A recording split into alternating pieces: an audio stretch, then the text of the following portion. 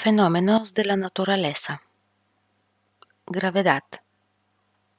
¿Qué cae primero, una pelota de tenis o una hoja de papel? Depende. Todo depende. La mayoría de las personas responderá la pelota porque pesa más. Y es natural que esa respuesta nos parezca lógica, ya que somos individuos acostumbrados a vivir sumergidos en esa cosa llamada aire. Estamos de acuerdo en el porqué de la caída de estos objetos, la gravedad o atracción gravitatoria. El aire es el culpable de que en nuestro planeta las hojas de los árboles, las plumas de las aves, caigan de una forma mucho más elegante y lenta que los frutos de los árboles y las piedras. Pero si no hubiese aire, todas las cosas caerían al mismo tiempo al ser soltadas desde una misma altura, independientemente del peso de cada una de ellas. ¿Qué pasaría en un lugar sin aire?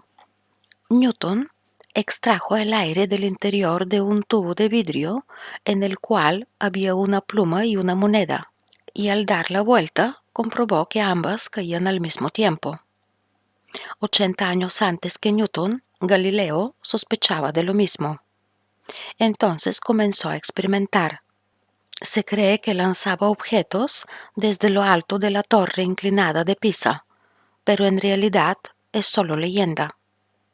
Sí es cierto que hizo una gran variedad de experimentos soltando bolas desde diferentes alturas, por rampas o planos inclinados, llegando a conclusiones parecidas a las de Newton. Hacer aquella experiencia de Newton en casa es muy complicado. En cambio, podemos hacer la siguiente prueba. Dejamos caer desde una misma altura una hoja de papel extendida y una pelota. La pelota alcanza el suelo más rápido que la hoja.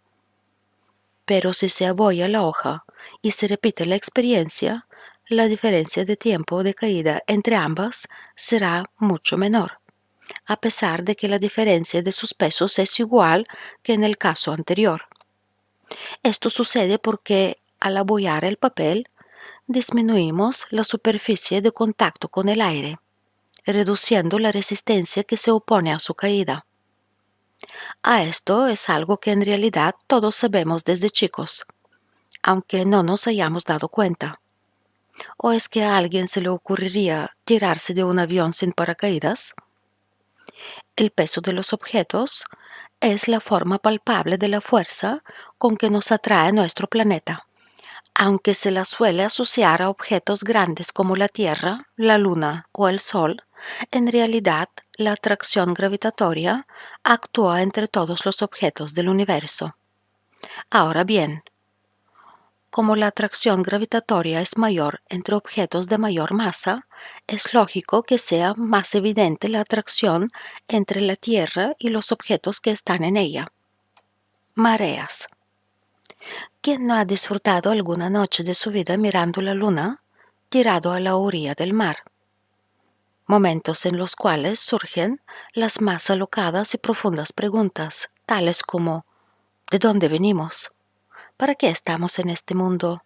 Y tantas otras.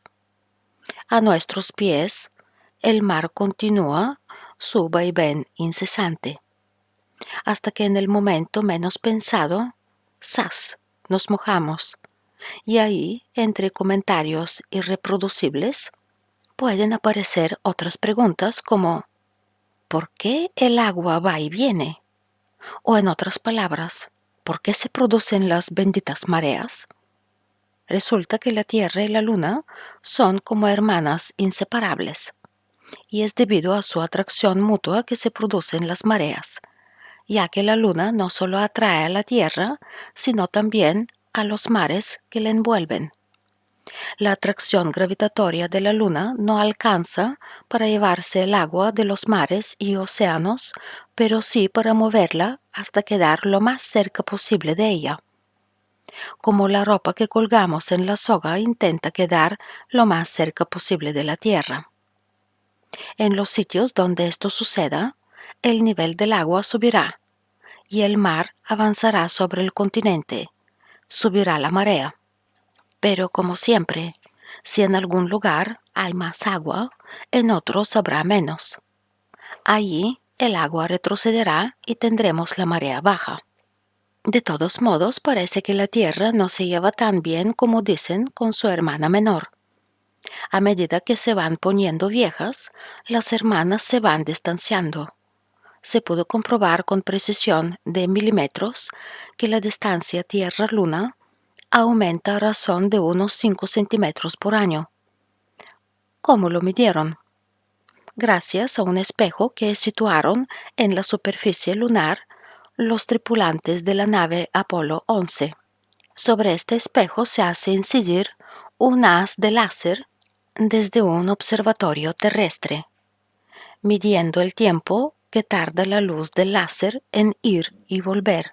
Se puede calcular este alejamiento. Este experimento se hace regularmente y de esta manera se registra cómo va cambiando la distancia entre la Tierra y la Luna. Cuando hay luna llena o nueva, la Luna y el Sol están alineados con la Tierra. Entonces, atraen a los mares en la misma dirección y hacen que las mareas sean más pronunciadas. Esto mismo sucede sobre océanos, lagos, lagunas y charquitos, incluso sobre nuestro plato de sopa. Pero, cuanto mayor sea el volumen de agua, más evidentes serán las mareas. Para las mareas, el tamaño es importante. Una aclaración. Curiosamente, las mareas altas no se dan solamente en los lugares de la Tierra más cercanos a la Luna, sino también en sus antípodas. El problema de Arquímedes. Un científico puede tener un sinfín de motivaciones para investigar un tema en particular, pero una amenaza de muerte no es la más común de ellas. Cuenta la historia que en la ciudad de Siracusa, al sur de Sicilia, Italia, Hierón, tirano que gobernaba esta ciudad, encargó a su joyero que le fabricara una corona con el oro y la plata que él le había entregado. Al parecer, Hierón no confiaba mucho en su joyero y sospechaba que había cambiado parte del oro por algún otro metal de menor valor. Fue así que pidió a Arquímedes, que era conocido como el científico de Siracusa, que encontrara la forma de comprobar si lo habían engañado, sin estropear la joya. Y le puso una condición. Si no resolvía el problema, le cortaría la cabeza. Un día, mientras Arquímedes tomaba un baño, encontró la respuesta y salió loco de contento por las calles de Siracusa al grito de Eureka, que en griego significa lo encontré. Arquímedes sabía que la corona debía tener el mismo peso que el oro y la plata que el rey había entregado al artista. Si el orfebre hubiera usado otro metal, aunque el peso fuese el mismo, al sumergirlo en un recipiente lleno de líquido, rebalsaría una cantidad diferente. Esta es la prueba que sugirió Arquímedes para desentrañar el misterio y salvar su pellejo. También notó que al sumergir objetos en un líquido, además de que se rebalsaba, algunos flotaban como si una fuerza los empujara de abajo hacia arriba. La astucia de Arquímedes le permitió comprobar que esa fuerza, que llamó empuje, era igual al peso de todo el líquido desplazado. Sabemos que Arquímedes salvó su cabeza, pero de la vida del joyero nadie sabe nada. Efectos especiales. El inodoro de Coriolis. La Tierra está rotando sobre su eje. Cuando saltamos, corremos o caminamos, no notamos los efectos de este movimiento. Sin embargo, de una forma algo sutil, la rotación de la Tierra desvía la trayectoria de los cuerpos en su movimiento. Esta desviación es pequeña, pero resulta más notoria en las corrientes de aire, de agua en los péndulos, como por ejemplo una bolita colgada de un hilo, y en objetos que se mueven en el aire, como los proyectiles. Un árbol plantado en la latitud del Ecuador, está girando a miles de kilómetros por hora, mucho más rápido que uno que está en los trópicos, cuya velocidad será casi la mitad. Mientras tanto, en las cercanías de los polos, las cosas girarán mucho más lentamente respecto del eje terrestre. Tan tremendas diferencias de velocidad tienen sus consecuencias, y fue Gaspard Coriolis quien primero se dio cuenta. Él observó que la rotación desvía los objetos que se mueven en una dirección transversal a su movimiento. En particular, si se están moviendo horizontalmente, se desvían a la derecha de su trayectoria en el hemisferio norte y a la izquierda de la misma en el hemisferio sur. Las consecuencias de este fenómeno, que se denominó efecto Coriolis, dependen por supuesto de la latitud. Pueden verse, por ejemplo, en el movimiento de rotación de las tormentas. Los vientos viajan sobre la superficie terrestre desde regiones de mayor presión atmosférica hacia lugares donde la presión es menor. Si la Tierra no rotara, este movimiento sería directo, pero el efecto Coriolis desvía las masas de aire hacia la izquierda de su trayectoria en el hemisferio sur, haciendo girar los vientos en el sentido de las agujas del reloj. En el hemisferio norte, los vientos son desviados hacia la derecha de su camino, y entonces giran en el sentido contrario, llamado antihorario. El efecto Coriolis también afecta la oscilación de los péndulos. Si pusiéramos a oscilar un péndulo en la dirección este-oeste y la Tierra no rotase, permanecería siempre en la misma dirección. En la realidad, la rotación del planeta hace que la trayectoria del péndulo se vaya desviando continuamente hacia la izquierda en el hemisferio sur y hacia la derecha en el norte. Esto fue demostrado en 1851 por Léon Foucault, con un péndulo de 67 metros de altura, colgado de la cúpula de una iglesia en París. Electricidad. La rana de Galvani. Desde las épocas de Tales de Mileto, alrededor del 600 a.C., hubo muchos curiosos que se interesaron por ver qué pasaba cuando se frotaban dos materiales diferentes entre sí. Algo realmente notable ocurría cuando los materiales en cuestión eran, por ejemplo, ámbar y seda, vidrio y lana. Después de frotarlos, estos materiales quedaban cargados, es decir, atraían o repelían objetos pequeños. A falta de mejor nombre, se llamó electricidad a esta propiedad de los materiales frotados. En la Italia del siglo XVIII se conocían dos clases de electricidad: la atmosférica, que se manifestaba en las descargas de los rayos, y la artificial, que se lograba frotando dos materiales distintos. Para estudiar esta última y no cansarse frotando, la gente había construido frotadores mecánicos, llamados máquinas electrostáticas, y unos aparatos para acumular cargas conocidos como botellas de Leyden. Luigi Galvani era un médico de Bolonia muy curioso, que creía que existía un tercer tipo de electricidad, una electricidad animal intrínseca, que transmitía desde el cerebro a los músculos, a través de los nervios, las órdenes para contraerse. Para tratar de probar su teoría, cortaba patas de ranas y conectaba cables a sus nervios.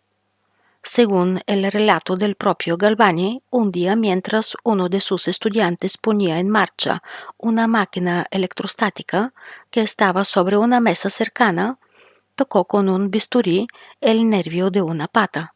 Inmediatamente la pata de la rana se contrajo. Había sido inventado el primer detector de ondas electromagnéticas. Esta vez, la casualidad estuvo del lado de los investigadores.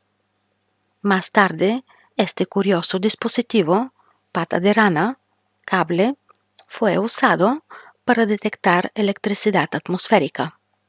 Parece que en Bolonia eran frecuentes las tormentas eléctricas. Fue el primer indicio de que no se trataba de distintos tipos de electricidad, sino de manifestaciones del mismo fenómeno. Pilas contra ranas.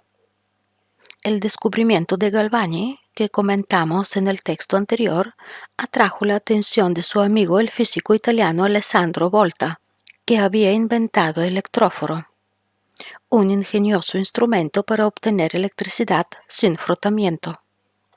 Volta comenzó a experimentar con peces en los que se detectaba actividad eléctrica desarrollada con fines ofensivos, defensivos o de ubicación.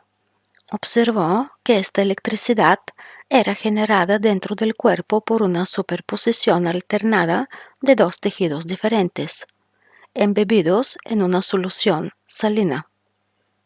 Trató de reproducir el mecanismo natural y para ello realizó pruebas con diferentes materiales, apilando chapas de dos metales alternados, por ejemplo zinc y cobre, y colocando entre ellos papel humedecido en agua salada.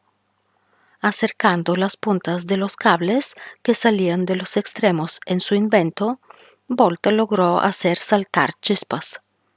Acababa de inventar la pila, que causaría una gran revolución tecnológica. El éxito de su invento se tradujo en notables aplicaciones y en un sinfín de honores con que Napoleón lo condecoró, aunque Volta prefería la paz de una vida sencilla, matizada con exuberantes aventuras amorosas dignas de los personajes de Alejandro Dolina. La conclusión de Volta fue que el origen de la electricidad detectada por Galvani no estaba en la pata de la rana, sino en el cable con el que la conectaban, construido con dos metales soldados entre sí. Tanto revuelo causó la novedad de la pila que la gente olvidó el estudio de la electricidad animal. Sin embargo, además de las pilas biológicas de los peces que estudió Volta, existen otros mecanismos eléctricos presentes en todos los organismos. Recién 30 años más tarde se retomaron los experimentos de Galvani y se descubrió que efectivamente los procesos eléctricos son fundamentales en el funcionamiento del cerebro, los nervios y los músculos. A partir de entonces se consideró a Galvani como el padre de la fisiología. Detectores de tormentas. Querido Ben, el motivo de esta carta es simplemente preguntar cómo desconectar esas benditas campanillas que colocaste en el descanso de la escalera. Evidentemente funcionan como esperabas, porque hace días que nos afecta una terrible tormenta con muchos rayos y tus hermosas campanillas no han dejado de sonar y hacer chispazos. Seguramente pasarán varias semanas hasta que retornes de Londres, por lo que te pido encarecidamente que me digas cómo pararlas. Sinceramente tuya, Debbie. Seguramente no fueron estas las palabras con las que, según cuenta la leyenda, Débora, la esposa de Benjamin Franklin, un norteamericano que vivió por el 1800, se dirigió a su marido.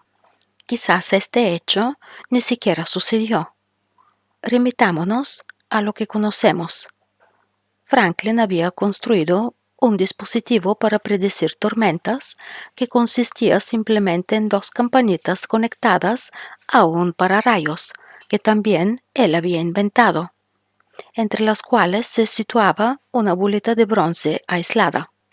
Él ya había comprobado con el barrillete de algún pibe del barrio que los rayos eran un fenómeno eléctrico. Las cargas eléctricas cercanas al pararrayos de su casa se movían hacia las campanillas atrayendo la esfera metálica y produciendo un sonido. ¿Cómo se generan los rayos? Así como podemos juntar cargas eléctricas frotando un peine contra el pelo, las capas de aire que rodean y acompañan a la Tierra, al rozarse también acumulan electricidad. En condiciones normales, la electricidad no viaja por el aire, por eso no nos electrocutamos al pasar cerca de un enchufe. Sin embargo, cuando la electricidad en las nubes es muy grande, el aire se vuelve conductor y se produce la descarga que llamamos rayo.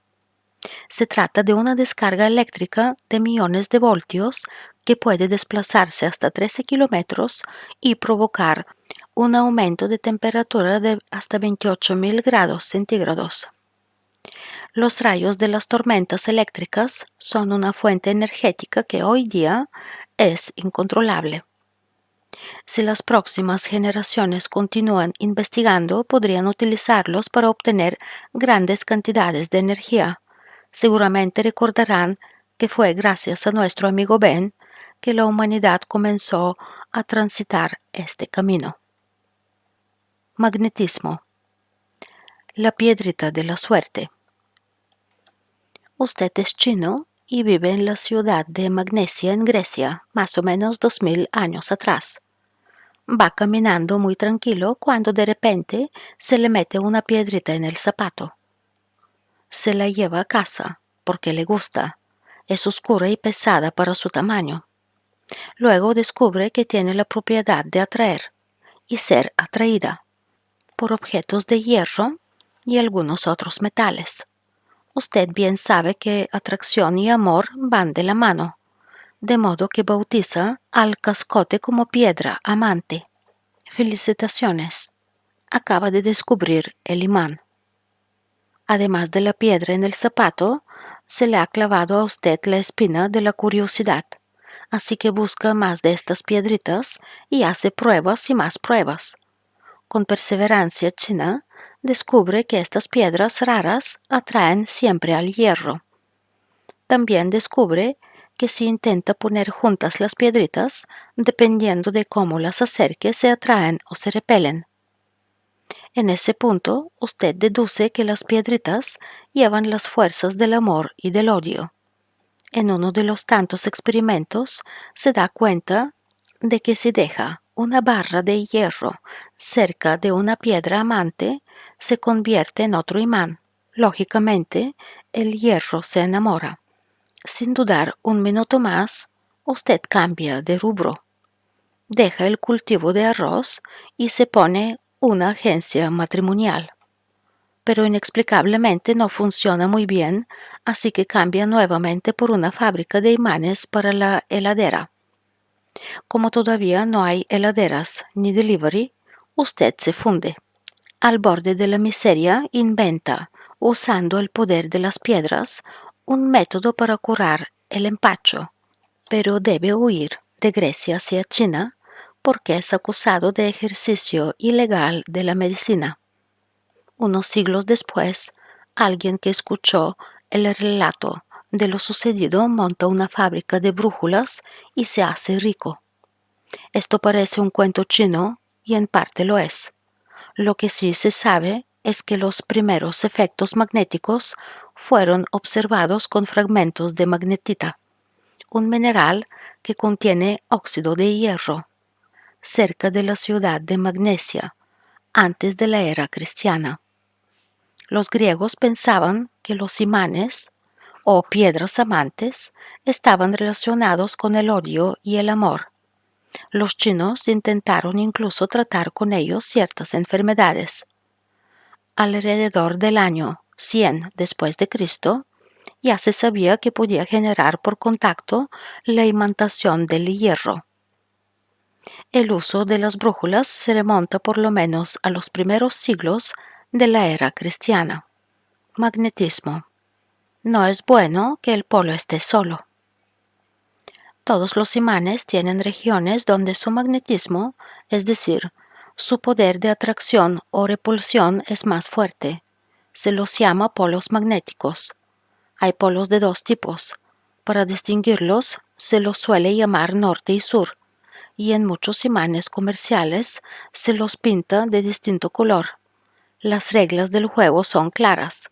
Los polos iguales se repelen, los polos distintos se atraen. Algo parecido sucede con las cargas eléctricas.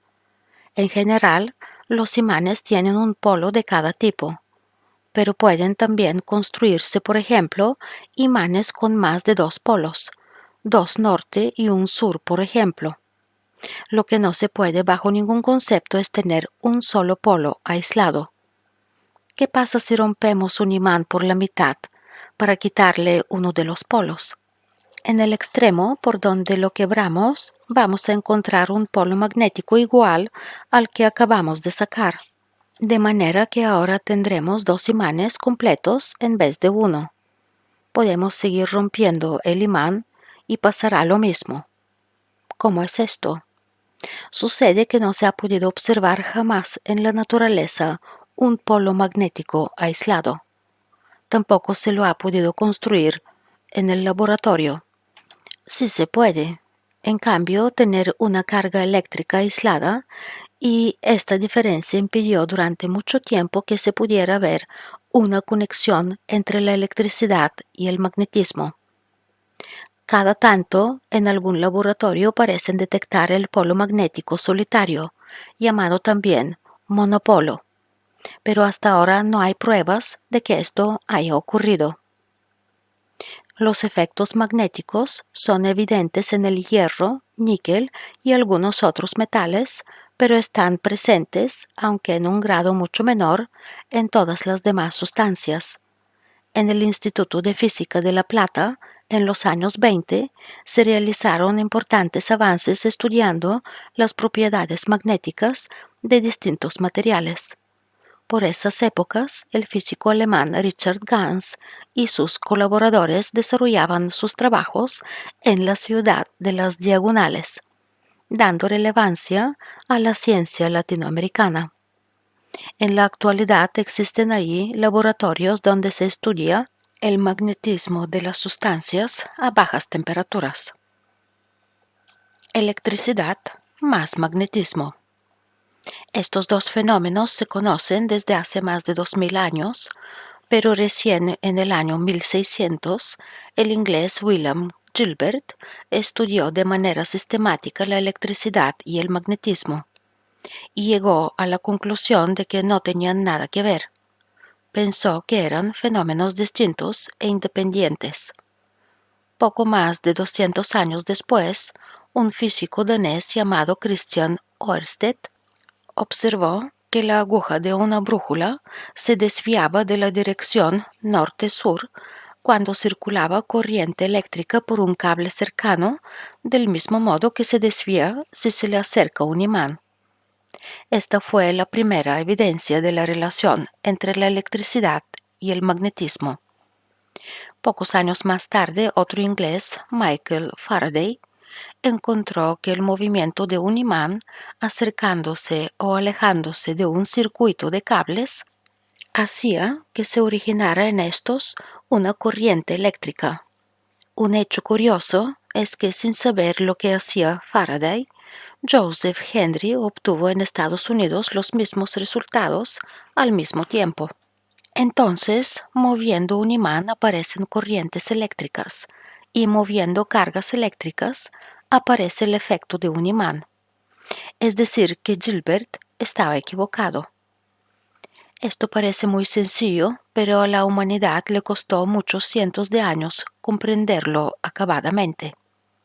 Las investigaciones sobre la relación entre la electricidad y el magnetismo fueron resumidas por el físico inglés James Maxwell alrededor de 1850, en la llamada teoría del electromagnetismo, sintetizada básicamente en 4 ecuaciones matemáticas. Esta teoría es uno de los grandes hitos de la física, ya que permitió explicar y predecir una gran cantidad de fenómenos. También sirvió de modelo matemático para estudiar otros tipos de fuerzas que aparecen en la naturaleza. Gracias a estas ideas, hoy tenemos dinamos, turbinas hidroeléctricas, radios, radares, motores eléctricos, telecomunicaciones y tantas otras cosas. Gracias a Maxwell, hoy interpretamos que el magnetismo es generado por el movimiento de partículas cargadas eléctricamente en los átomos de los materiales. Por eso, aunque tuviéramos un solo átomo, no se puede construir un imán más pequeño que eso. Este tendrá sus dos polos, es decir, no es bueno que el polo esté solo, ni es posible. El imán más grande del mundo gira sobre sí mismo. Tiene forma parecida a la de una pelota aplastada y dicen las malas lenguas que da vueltas alrededor del Sol. Efectivamente, el imán más grande del que disponemos es ni más ni menos nuestro planeta. Como todo imán que se precie de tal, la Tierra tiene polos. Lo siguiente parece un chiste, pero no lo es. El polo magnético norte está actualmente cercano al sur geográfico y el polo sur magnético cercano al norte geográfico. ¿Qué tal? Pero, ¿de dónde sale el campo magnético de la Tierra? Sabemos que un campo magnético puede ser generado por materiales magnéticos naturales, pero también se produce por cargas eléctricas en movimiento. Estudios geológicos indican que la Tierra tiene su centro líquido y que ese líquido ocupa más o menos la mitad del radio terrestre. Dentro de esta región existirá a su vez un núcleo interno sólido. Entonces, como no hay un imán gigante en el centro de la Tierra, pero sí hay algo en movimiento, hasta el más despistado buscaría por ese lado.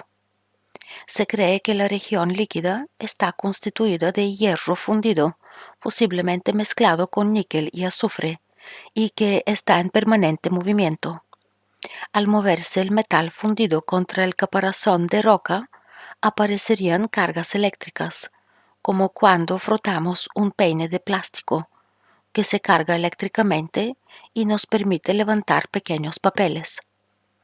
Como las cargas circulan dentro de este líquido, tenemos corrientes que generan un campo magnético igual al de un imán. ¿Cómo podemos percibir manifestaciones del campo magnético terrestre? Mediante una brújula, que es un pequeño imán que se orienta con el campo magnético de la Tierra en la dirección de los polos. ¿Alguna otra? El Sol emite partículas cargadas. Estas son desviadas por los polos magnéticos terrestres y producen fenómenos como las auroras boreales y australes. Hasta aquí está todo muy bien, pero hay algo que no se entiende. Los polos se mueven. Los científicos saben que desde hace unos años el polo sur magnético está desplazándose por la zona norte canadiense en dirección hacia el norte de Alaska. En realidad, durante las últimas decenas de millones de años, la polaridad magnética de la Tierra se invirtió varias veces. El polo norte magnético cambió su lugar por el del polo sur magnético y viceversa. Lo sabemos porque cuando pasa esto, el campo magnético de la Tierra se modifica notablemente y en las rocas quedan huellas geológicas de los cambios. Y esto no puede ser explicado exclusivamente con la idea de las corrientes circulantes, ni con otras que andan actualmente dando vueltas por ahí. Así que la espina de la curiosidad nos sigue desvelando. Ondas electromagnéticas. ¿Qué tienen en común la luz y sus colores? Las emisiones de la radio y televisión, las microondas, los rayos X y la señal del teléfono celular.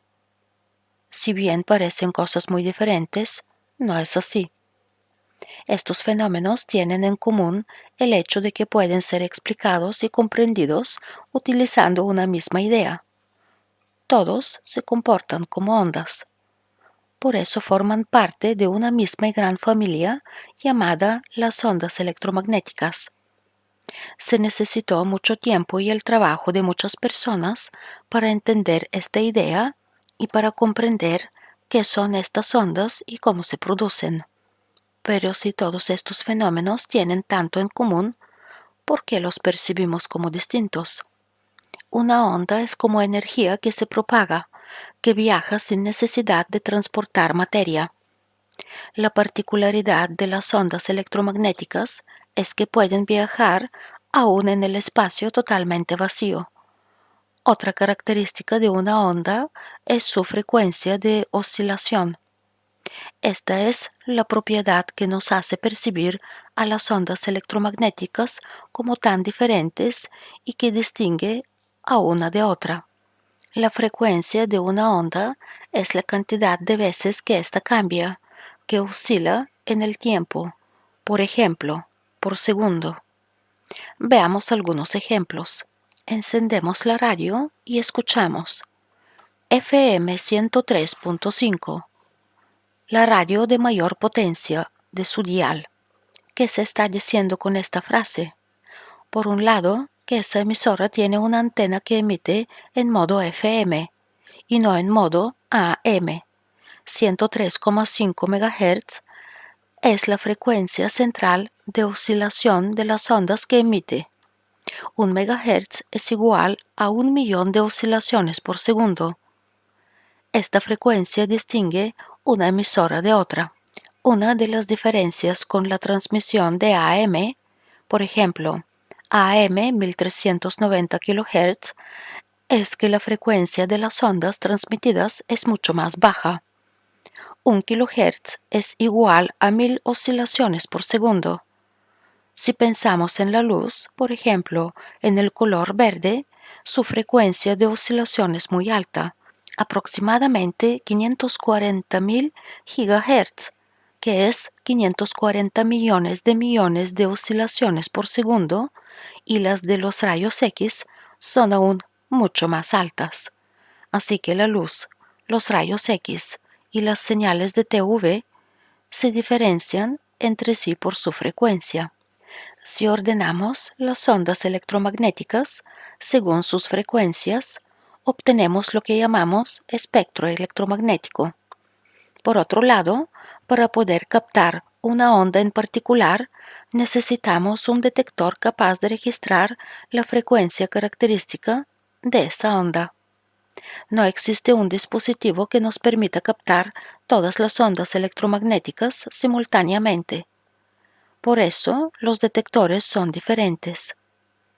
Una radio está preparada para detectar ondas de radio, pero no puede detectar luz. En algunas situaciones podemos percibir ondas electromagnéticas solo con nuestros sentidos. Nuestros ojos pueden detectar luz visible.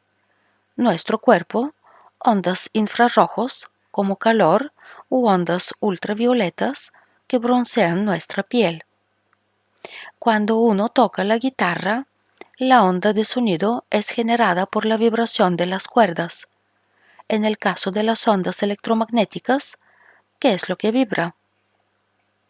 En electricidad más magnetismo podemos encontrar alguna pista.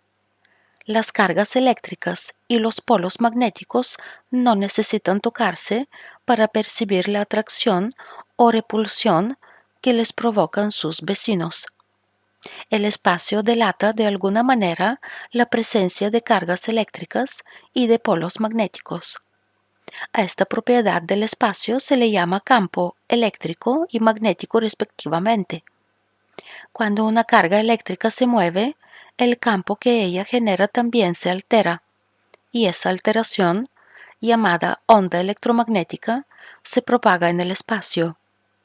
Además, cuando una carga eléctrica se mueve, genera también un campo magnético. Entonces, respondiendo a la pregunta, lo que varía en este tipo de ondas son los campos electromagnéticos. Luz, rayos X, acción. La región de las ondas electromagnéticas que podemos percibir con nuestros ojos fue bautizada formalmente como espectro visible, pero todos la conocemos por su apodo, luz.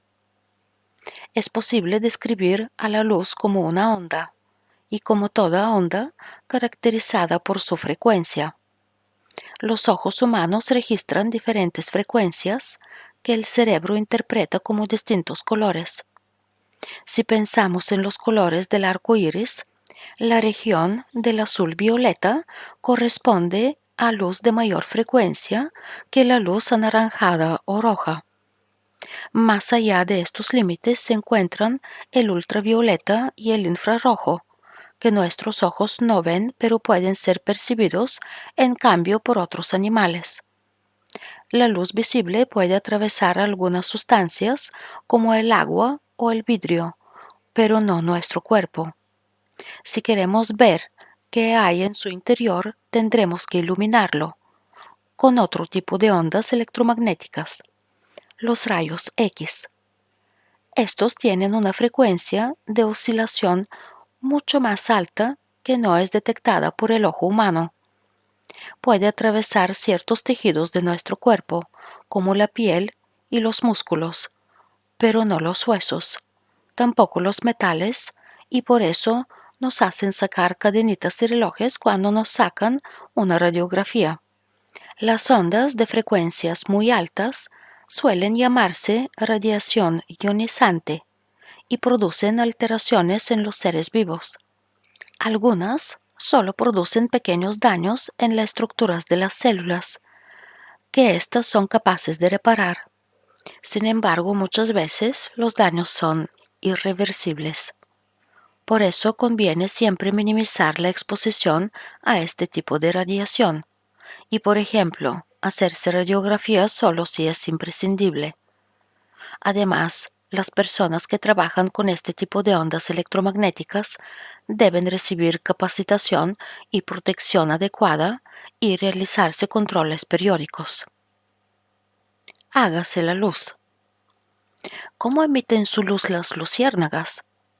Algunos materiales poseen la propiedad de emitir luz al recibir un estímulo. Este fenómeno es conocido como luminiscencia y puede ser de dos tipos. Si la luz cesa cuando el material deja de ser estimulado, se llama fluorescencia, y si se mantiene cierto tiempo después de la desaparición del estímulo, entonces se llama fosforescencia. Por ejemplo, los indicadores en las rutas están pintados con materiales fluorescentes. También los televisores, que emiten luz cuando incide sobre la pantalla. Desde atrás, un haz de electrones. Algunos juguetes y las agujas de los despertadores se pintan con materiales fosforescentes para que puedan verse aún cuando apagamos la luz. Sabemos que se puede producir luz al calentar un material. Esta forma de emitir luz se denomina incandescencia y la encontramos, por ejemplo, en el filamento de las lámparas o las brasas al rojo del asado del domingo.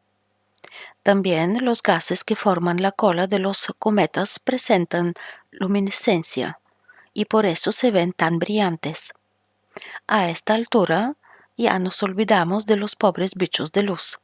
El fenómeno por el cual emiten esa señal tan característica se suele llamar bioluminiscencia y se debe a reacciones químicas que se producen en algunas de sus células, debajo de la capa de quitina que los recubre. Estas reacciones liberan energía que percibimos en forma de luz, mediante un proceso muy eficiente sin aumentar su temperatura. Por esto, a la luz de las luciérnagas se les suele llamar luz fría. La bioluminiscencia juega un papel importante en la defensa contra los enemigos predadores y en el reconocimiento para el apareamiento. También poseen este mecanismo algunos hongos, bacterias, algas y ciertos peces de las profundidades marinas. Un arcoíris para cada uno. ¿Por qué se meten los físicos con el arco iris? Ya lo dijo el poeta John Keats en 1819, cuando le espetó a Isaac Newton que había despojado para siempre el arco iris de su encanto. ¿Cómo cometió Sir Isaac tal atropello? Mostró con un prisma que la luz blanca está formada por los colores del arco iris, pero el poeta se equivocó en dos cosas. Primero, en que observar, experimentar e intentar explicar los fenómenos de la naturaleza, como hacía Newton, no quita belleza al mundo, sino que se la agrega, en forma complementaria. Además, aunque la ciencia occidental insiste en citar solo europeos en la historia de los avances científicos, esta vez no cantó primero Newton, sino dos árabes que vivían en la España mora. Se trata de Abu Ali al-Hasan ibn al-Haytham, conocido como Alhazen en el siglo X, y su paisano Kamal Farisi, cuyo nombre completo es mucho más largo todavía. Ellos habían propuesto que lo que percibimos como colores de los objetos son rayos emitidos por la superficie cuando recibe luz blanca. Esto es bien diferente de lo que pensaba Aristóteles, que decía que los colores que percibimos son distintas combinaciones de blanco y negro. Ahora se explica diciendo que de todos los colores que forman la luz blanca, cada superficie absorbe unos y refleja otros. Los colores que usted ve en la ropa que lleva puesta en este momento son justamente los que reflejan las telas que la forman.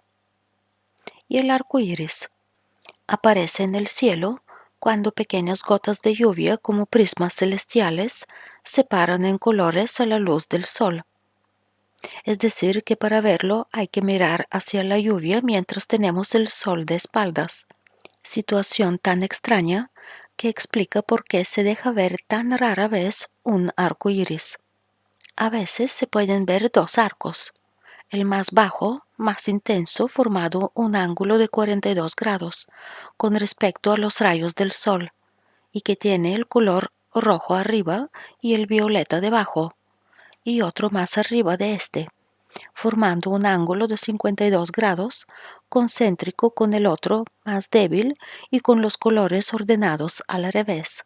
Y atención que estos ángulos son los de un cono cuyo eje une el centro del arco iris y los ojos del observador. Habrá entonces otro arco iris o dos pasando por los ojos de la vecina que también se asomó a ver el espectáculo. Ella no verá entonces el mismo arco iris que usted. Tendrá uno propio, extendido para ella en un cono de 42 grados respecto de un eje que pasa por sus ojos.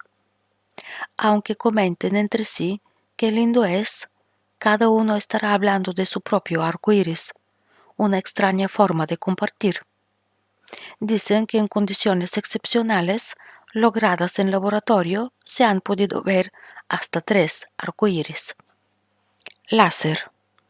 Luz de rubí.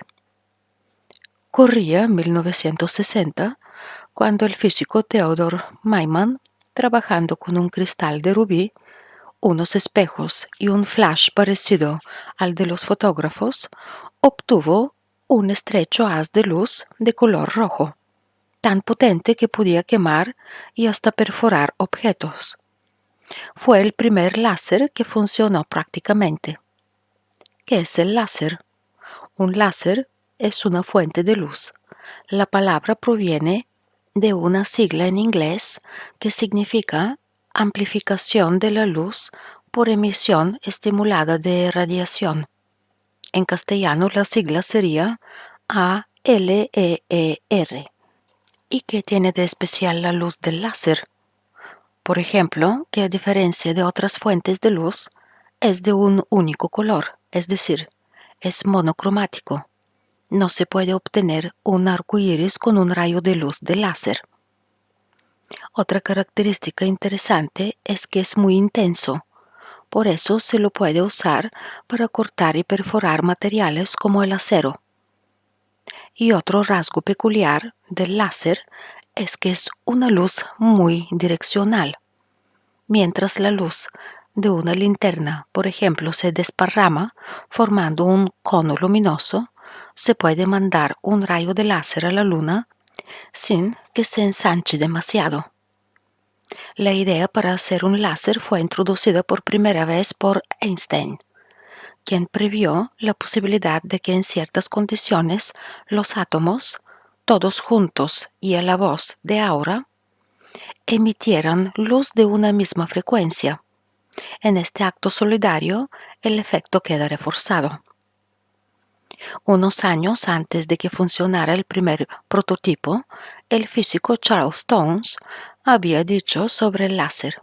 No está nada claro, ni siquiera para quienes lo investigan, que llegue a tener aplicaciones importantes. Hoy lo encontramos en reproductores de discos compactos, impresoras, radares, armamento bélico, instrumentos de cirugía.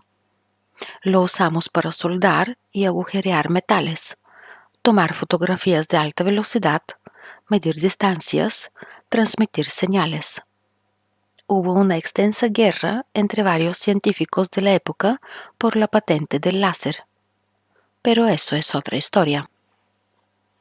Efectos especiales. Efecto Doppler. ¿Alguna vez notó que la sirena de las ambulancias suena diferente cuando se acerca que cuando se aleja? Este fenómeno ocurre siempre que una fuente emisora de ondas, como la sirena, y un receptor, nosotros escuchando, se encuentran en movimiento uno con respecto del otro. Y como suele suceder, no da lo mismo acercarse que alejarse. El sonido, como la luz, puede ser representado por ondas.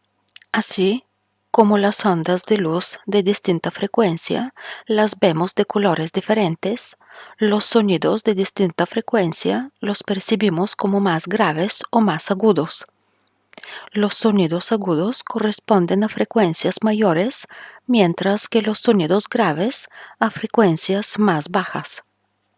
Volviendo a la sirena de la ambulancia. Cuando el conductor enciende la sirena pero todavía no arranca, porque está esperando que suba el paramédico, percibimos un determinado sonido. Luego la ambulancia parte, acercándose al lugar donde nos encontramos y emitiendo sonido al mismo tiempo. Mientras la sirena se acerca, ella y el sonido viajan en la misma dirección, y entonces es mayor la frecuencia con que recibimos la señal. El sonido se oirá más agudo. Una vez que la ambulancia pasa frente a nosotros y se aleja al rescate del accidentado, la sirena y el sonido viajan en direcciones opuestas. Oímos un sonido más grave, porque recibimos la onda con menor frecuencia. Cuando la fuente emisora de la onda supera la velocidad de la onda misma, se produce una onda de choque, que se percibe como un sonido abrupto y de gran intensidad, como el de un trueno, el restallido de un látigo o el estruendo que se oye cuando un avión supersónico sobrepasa la velocidad del sonido. El primero en describir esta situación fue el matemático y físico austriaco Christian Doppler, a mediados del 1800. Las aplicaciones del efecto que lleva su nombre son muy diversas. Por ejemplo, se lo utiliza en medicina para realizar las ecografías de fluidos en movimiento, en astronomía para conocer la velocidad de diferentes cuerpos celestes, en radares, etc. El color del mar. Si alguien pregunta de qué color es el mar, le dirán que es azul o verde, pero nunca rojo o amarillo. Responder por qué predominan algunos colores sobre otros ocasionó a principios del siglo XX dolores de cabeza a más de un investigador. Por ejemplo, en Inglaterra, Lord Rayleigh decía que el mar es azul sencillamente debido al reflejo del cielo sobre la superficie del agua. En cambio, en la India, Raman opinaba que el fenómeno se debía a la dispersión de la luz solar por las moléculas de agua. Él decía que de todos los colores recibidos, estas moléculas prefieren la luz azul. Mientras que los demás colores siguen su camino, el azul es reemitido por las moléculas en múltiples direcciones. Por su parte, Ramanathan, inspirado por las ideas de Raman, lo atribuía a la dispersión de la luz del sol en el agua, pero sobre todo a una posterior absorción, es decir, que los demás colores no siguen su camino, sino que son absorbidos por las moléculas. Mientras tanto, Richard Gans sostenía que el mar debía su color a la dispersión de los rayos solares, pero también a cierta absorción y reflexión. Las moléculas de agua absorben más el color rojo que el azul y dispersan más el azul que el rojo, mientras que cierta proporción de la luz solar es reflejada por la superficie. Hoy sabemos que todos tenían algo de razón. La dispersión, la absorción y la reflexión de la luz solar en el agua son las que producen los hermosos colores del mar. No todos estos fenómenos participan por igual. Su importancia depende de la profundidad del agua, de las características del fondo, de los materiales disueltos, y gracias a eso el mar presenta una gran variedad de matices. Resonancia. Una botella y un vaso producen sonidos diferentes cuando los golpeamos con una cucharita. Es que al ser golpeados cada uno vibra de distinta manera, según su tamaño y el material del que está hecho. Por eso es más sonoro brindar con copas de cristal que con vasitos de plástico, por ejemplo. Además, cada objeto puede vibrar de diferentes y determinadas formas, con distintos ritmos y frecuencias, que no son cualesquiera. Si al golpearlo lo hacemos con el mismo ritmo de una de estas frecuencias propias del objeto, el sonido que le corresponde va a resonar, es decir, que va a sonar más fuerte que los demás. Así logramos aumentar la intensidad del sonido, pero no por usar más energía, sino por hacerlo con el ritmo justo. Todo esto es fundamental para los luthiers. Al construir un instrumento musical, hacen la caja de resonancia de tal manera que de todos los sonidos que producen las cuerdas resuenen solamente los más puros, los que son más agradables a nuestros oídos. Las grandes construcciones, como los edificios muy altos, también oscilan con una frecuencia característica. Los puentes colgantes oscilan movidos por el viento, pero también pueden oscilar por otros motivos. Si un grupo numeroso de soldados cruzara un puente marchando, y si los estímulos periódicos que generan sus pasos acompasados, aunque sean de poca intensidad, coincidieran con la frecuencia propia del puente, entonces la estructura entrará en resonancia, lo que podría provocar su destrucción, por increíble que parezca. Por ese motivo, cuando la infantería cruza los puentes, la orden es: rompan filas. En 1940, el viento que impactaba contra la estructura del puente colgante de Tacoma Narrows en Washington, Estados Unidos, provocó que entrara en resonancia y se destruyera. Aunque no lo parezca, lo mismo pasa cuando sintonizamos una emisora de radio. Al mover el dial, estamos ajustando la frecuencia natural de los elementos electrónicos del receptor para que coincida con una de las muchas señales que recibe. Entonces suena fuerte la señal de la emisora elegida, en vez de captar muchas a la vez. ¿Qué es lo más pequeño que existe en el universo? ¿Una pulga? ¿Un granito de arena? ¿Qué tiene adentro ese granito de arena? Desde siempre el hombre se hizo estas preguntas. Empédocles, poeta, científico y estadista griego, por el año 400 a.C., creía que toda la materia se formaba a partir de 4 elementos: tierra, agua, aire y fuego.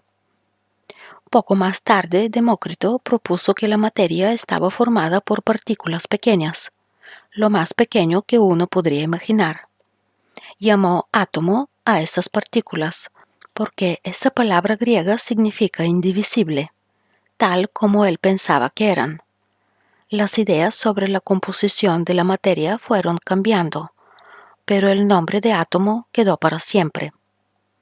Hace alrededor de 100 años, distintos experimentos sugirieron que el átomo está formado por partículas aún más pequeñas, protones, neutrones y electrones. Los neutrones deben su nombre al hecho de ser eléctricamente neutros. No tienen carga eléctrica. En cambio, sí la tienen los protones y los electrones, cada uno con cargas opuestas. Por convención, se llama carga eléctrica negativa a la de los electrones y positiva a la de los protones. En forma similar a lo que sucede con los polos magnéticos, las cargas eléctricas sienten atracción por las cargas opuestas y repulsión por sus similares. Entonces, ¿estas partículas son lo más pequeño del universo? Tampoco. Hace solo unos años se encontró que los neutrones y los protones están formados por otras partículas, los quarks. ¿Serán estas las partículas más pequeñas? No lo sabemos. Así como el átomo, que una vez fue considerado indivisible, se nos reveló después como un universo en miniatura. Tal vez ocurra lo mismo con los quarks, como en una infinita colección de muñecas rusas. En el interior del átomo hay un núcleo formado por protones y neutrones. Alrededor de él existe una nube de electrones. Estos electrones son tan pequeños y están tan alejados del núcleo que la mayor parte del átomo está vacío. Haciendo una comparación a escala, podríamos decir que si el átomo fuera del tamaño de un estadio de fútbol, el núcleo tendría el tamaño de un poroto en el centro de la cancha y el electrón se movería recorriendo la última de las tribunas. Pero entonces, si los átomos están tan vacíos, ¿qué es lo que sentimos cuando tocamos algo?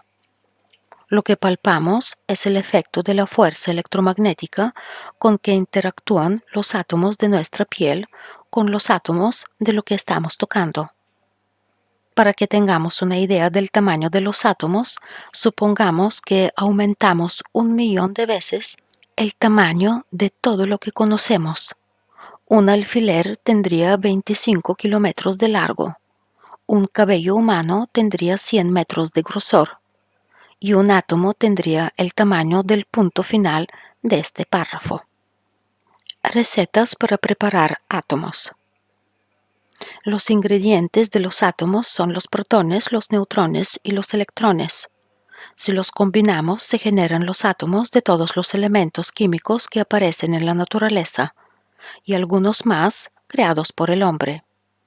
El químico ruso Dmitri Mendeleev hace unos 130 años organizó los distintos elementos, un poco más de 100, en lo que hoy se conoce como tabla periódica de los elementos, donde están ordenados según sus propiedades físicas y químicas.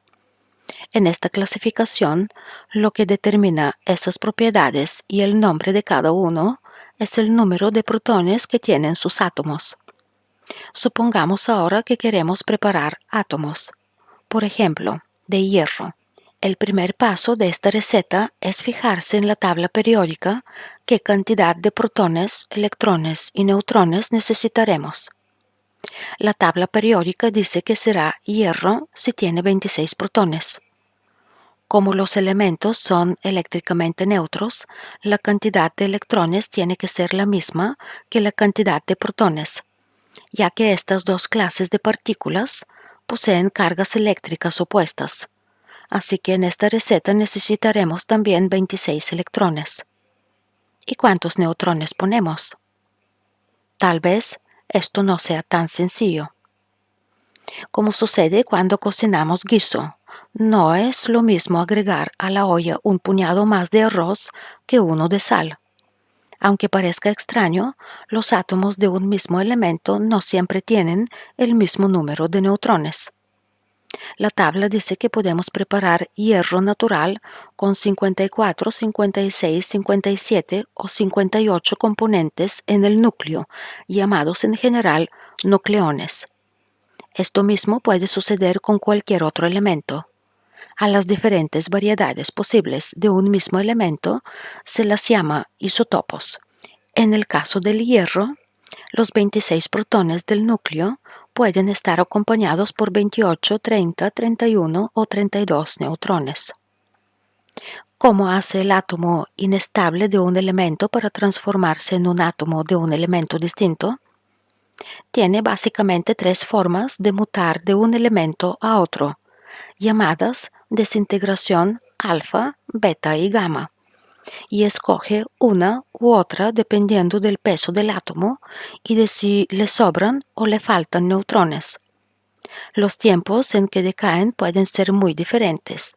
El elemento, llamado carbono 15, tarda unos pocos segundos en convertirse en nitrógeno 15, mientras que el uranio 238 demora miles de millones de años en transformarse en torio 234.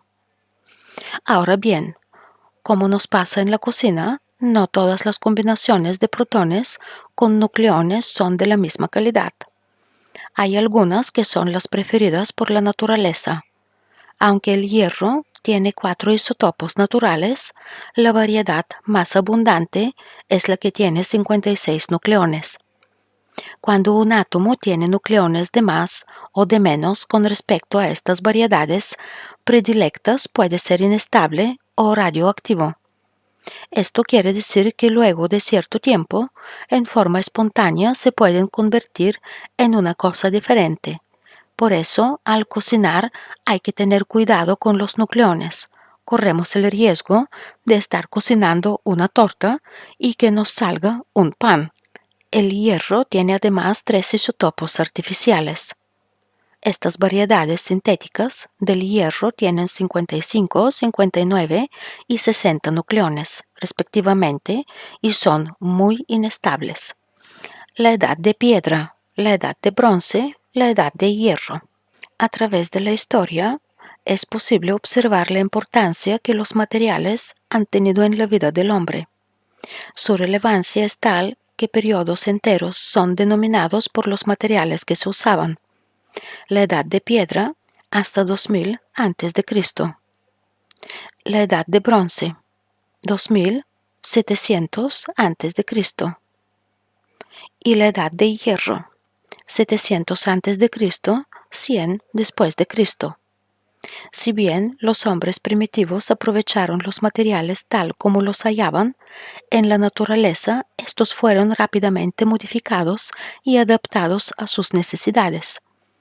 Así aprendieron que el fuego podía convertir arcilla en cerámica, minerales en metales, arena en vidrio. Observaron que el hierro, al ser calentado y luego rápidamente enfriado, aumentaba su dureza, estrategia que es usada hoy para hacer aleaciones de aluminio de gran resistencia. A lo largo de los siglos se desarrolló un variado conjunto de materiales que permitieron fabricar utensilios, decoraciones, herramientas y armas. Durante siglos, el desarrollo de la ciencia de materiales fue muy lento. Recién en el siglo XVII, Robert Boyle concibió el moderno concepto de elementos químicos. Hacia finales del siglo XIX, gracias al descubrimiento de los rayos X por Wilhelm Röntgen y posteriormente a las aplicaciones realizadas por von Laue y Bragg entre 1912 y 1915 sobre la estructura cristalina, la ciencia de materiales se consolidó como tal. A partir de la Segunda Guerra Mundial, aumentaron las exigencias de la ingeniería mecánica, eléctrica, electrónica y nuclear sobre los materiales tradicionales. Solo materiales de alta tecnología pudieron cumplir con los nuevos requisitos. Es así como a partir de la segunda mitad del siglo XX se observa un desarrollo impresionante de los materiales cerámicos, metálicos, semiconductores, polímeros y materiales compuestos, y la tecnología actual, de los ordenadores, del láser, de los motores a reacción y las sondas espaciales, se basa en la ciencia de los materiales, y cada vez les exigimos más propiedades: resistencia ante esfuerzos mecánicos, ligereza, nuevas propiedades eléctricas, ópticas, magnéticas, etc. Los siguientes son algunos ejemplos de las aplicaciones logradas. El empleo de luz en la tecnología de las comunicaciones requiere de materiales nuevos, muy transparentes, que transmiten eficientemente la luz, por ejemplo, por medio de fibras flexibles, fibras ópticas. También fueron desarrolladas nuevas fuentes de luz, por ejemplo, los fotodiodos, más fiables y eficientes en el consumo de energía que las lámparas de filamento y también algunos láseres más pequeños y baratos. La revolución que se está gestando en la biotecnología implica la creación de nuevos materiales que ayudarán a prolongar y mejorar la calidad de vida. Cementos de cerámica para la reparación de huesos, andamios de polímeros para el crecimiento de células, ingeniería de tejidos para crear órganos de reemplazo. La industria informática está basada esencialmente en un solo material, el silicio. Sin embargo, la tecnología de los ordenadores avanza a través del desarrollo de materiales. Materiales magnéticos especiales pueden conducir a discos duros tan pequeños que podrían ser usados para fabricar teléfonos móviles con memorias del orden de gigabytes, 1.000 millones de bytes, y computadoras cientos de veces más veloces que las actuales. Nanopartículas. Imaginemos una cancha de fútbol. Ahora imaginemos un tomate en el césped. Si la cancha se achicara hasta tener el grosor de un cabello humano, entonces el tamaño del tomate nos daría una idea del tamaño de una nanopartícula, 10.000 veces menor que una célula, que ya es una cosa bastante chica. ¿Por qué nano? Es un prefijo usado para referirse a una unidad, el nanómetro, que es la 1.000 millonésima parte de un metro. Manipulando estas nanopartículas, pueden crearse algunos materiales con propiedades llamativas, que no se pueden predecir a partir de los mismos materiales obtenidos a escala normal. Los nanomateriales tienen aplicaciones muy variadas en dispositivos novedosos, por ejemplo, se los usa para guardar y procesar alta densidad de información o en la construcción de imanes permanentes. Una aplicación muy interesante es el uso de nanopartículas magnéticas como obreras especializadas para realizar tareas específicas. Por ejemplo, se pueden recubrir con distintas sustancias y usarse como medio de transporte de compuestos químicos. Sería como envolver el tomate con una carta de saludo para el árbitro. Como son pequeños imanes, para enviarlas a hacer su trabajo y para traerlas luego de regreso se utilizan campos magnéticos. Este servicio de mensajería se puede usar en medicina. Cubiertas con medicación, las partículas actúan sobre tumores sin afectar tejidos sanos. En estudios biológicos, se las recubre con una especie de plastilina y se las manda a tomar moldes de las secuencias de ADN y tratamiento de residuos peligrosos. Recubiertas con una capa pegajosa, se las envía a juntar sustancias dañinas, por ejemplo, en un derrame.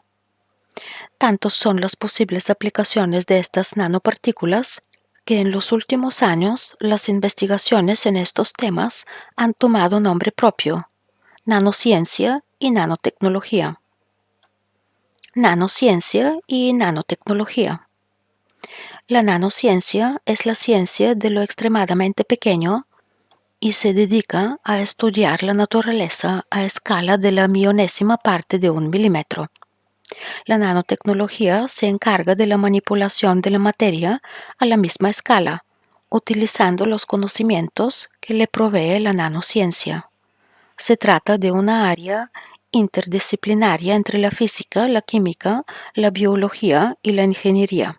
¿Por qué se estudian cosas tan pequeñas?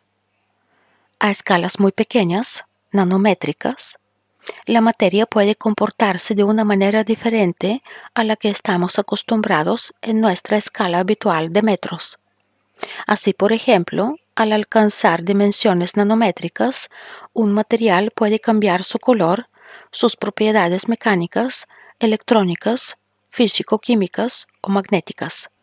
Una fantasía de todos aquellos que trabajan en nanociencia y nanotecnología es poder reconstruir la naturaleza átomo por átomo, comenzando por lo más pequeño, para tratar de obtener materiales o herramientas con propiedades y características especiales que nos permitan tener un mundo más confortable, una mejor economía o un sistema de salud perfecto, entre otras ambiciones. La naturaleza nos ofrece una nueva oportunidad al mostrarnos que puede ser diferente si la miramos muy de cerca y que si sabemos analizarla y manipularla, podríamos adaptar sus características convenientemente para nuestros intereses. Veamos algunos ejemplos de aplicaciones de las nanotecnologías. Pequeñas partículas de pocos átomos de tamaño pueden ser ubicadas en el interior de pequeñas cavidades y funcionar como una nanofábrica de productos químicos. De esta manera, ganan en eficiencia para la obtención de productos de interés con un daño mínimo o nulo para el medio ambiente. Los materiales logran volverse inteligentes y ser opacos o transparentes cuando las diferentes necesidades lo requieran. Podríamos seguir enumerando ejemplos concretos, muchos de los cuales son más que meras especulaciones filosóficas, de enorme aplicación y utilidad en diversos campos, como el de la medicina, la industria, las comunicaciones o el medio ambiente. Cristales o líquidos. Para la mayoría de la gente, la palabra cristal evoca una superficie pulida, rígida, transparente y frágil. Por el contrario, un líquido es una sustancia que fluye, blanda, de movimientos libres. ¿Qué es entonces esa cosa llamada cristal líquido? Si pudiéramos observarlas de cerca, veríamos que las moléculas de cristal forman edificios ordenados y aunque cada una tiene cierta libertad de movimiento, no puede circular por todo el edificio. En un líquido, las moléculas no tienen domicilio fijo ni forman estructuras importantes, sino que deambulan más o menos libremente, asociándose circunstancialmente con otros compañeros de viaje, sin participar a nadie de ese enlace. En la compleja sociedad molecular existe otra forma de vincularse, no tan extrema como las anteriores, en que libertad y vínculos estables pueden coexistir. Sin entrar en comparaciones con la sociedad humana, digamos que en los cristales líquidos las moléculas adoptan un nuevo estado en el que no necesitan tener un domicilio fijo, pero tampoco pueden andar de aquí para allá cambiando de enlace a cada rato. Es decir, un cristal líquido no es un sólido cristalino ni un líquido. Si lo tocáramos, se parecería a la mezcla pegajosa que queda en el fondo de la jabonera. Las moléculas de un cristal líquido tienen una forma similar a una barrita y aunque no tienen una posición rígida, sí mantienen una cierta dirección parecida a la de sus vecinas, como si fueran lombrices en lenta procesión. En realidad, quien las orienta hacia esta dirección preferida no es ningún objetivo comunitario, sino la presencia de algún estímulo externo. Este puede ser un campo eléctrico que aprovecha que las cargas eléctricas no están distribuidas en forma simétrica en la molécula, para tironearla en la dirección del campo. Así es como funcionan las pantallas de las calculadoras y las computadoras portátiles de pantallas planas. Otra forma de acomodar a las moléculas lombrices es haciendo presión sobre la superficie que recubre el cristal, que es lo que hacemos cuando elegimos opciones tocando la pantalla del cajero automático. ¿Qué tiene de absoluto el cero absoluto? ¿Qué creería usted si le dijeran que la hoja del libro que está leyendo en este momento está moviéndose en forma alocada todo el tiempo. Probablemente que su interlocutor está loco. Pero si pudiera espiar de cerca las partículas que componen el libro, cambiaría seguramente de opinión. ¿Por qué decimos esto? El libro, la hoja y todas las cosas no vivas que nos rodean se encuentran a una temperatura que debe ser bastante parecida, si no igual, a la del ambiente. La temperatura de un cuerpo tiene íntima relación con el movimiento de los átomos y moléculas que lo componen. Mientras más se mueven, más alta es la temperatura y viceversa. Si quisiéramos que se tranquilicen, podríamos, por ejemplo, meter el libro en la heladera y dejarlo allí. ¿Ya lo sacó? Entonces continuemos. Si quisiéramos que se aquieten aún más, podríamos ponerlo en un freezer y así podríamos seguir bajando la temperatura con artefactos adecuados, pero ¿hasta cuándo? Es de esperar que en algún momento se inmovilicen por completo, y entonces ya no tendría sentido hablar de bajar más la temperatura. Los científicos creyeron en algún momento que esto era así y entre cuentas y experimentos concluyeron que la temperatura a la que todo se detiene es de aproximadamente 273 grados centígrados bajo cero. A esa temperatura se la llamó cero absoluto. ¿Por qué?